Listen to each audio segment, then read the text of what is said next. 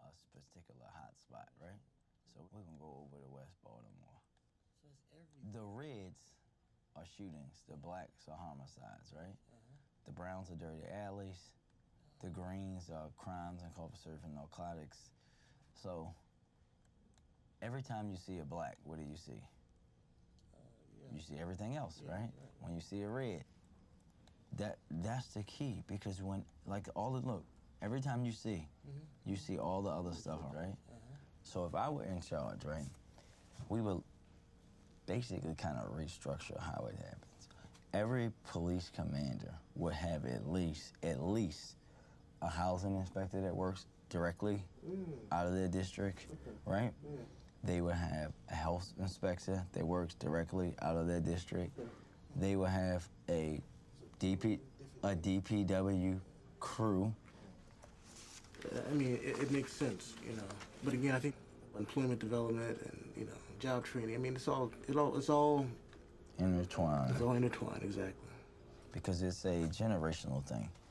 You look at the young man who was killed by the police in Southwest Baltimore last week. His father's doing 50 years for murder right now. What would it look like if we find the sons, the daughters, the cousins, the nephews, or whatever, of perpetrators or victims of violence, and we do family strengthening, economic success programs with their entire family from the time that kid's in kindergarten, third grade, until how would that look? My guess is that we'll have a lot less incidents of violence because they are 50 times more likely to be in that life. So those are the kind of things that we'll be pushing on tomorrow.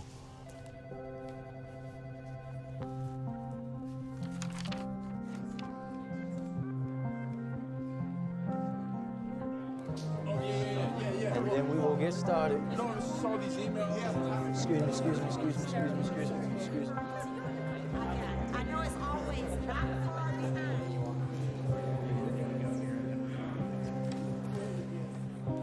Good evening, everyone. Please have your seats. We're going to get started right now.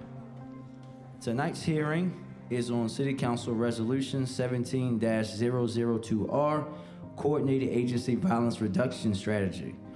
This resolution is one that I introduced because, as we know, we have a violence epidemic in the city of Baltimore, and for far too long in our city, we have been looking at violence just through the lens of the police department. And we know, and it's been proven, that we were wrong in that. We have been wrong. So as you can see, these are the number of homicides in the city going back to the year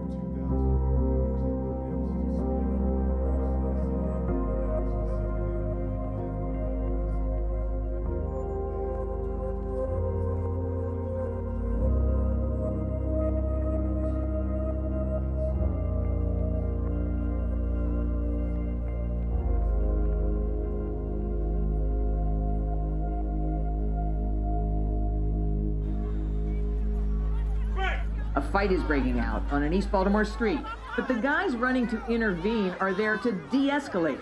A woman with a shovel is arguing with a man. Someone knocks our camera away, but we still saw the situation brought under control. The main thing that we did was really cool everybody down. We asked the guy that was involved to just take a ride, just leave. Alex Long works for Safe Streets. His job, and that of his co-workers, is to step in to simmering conflict before violence breaks out.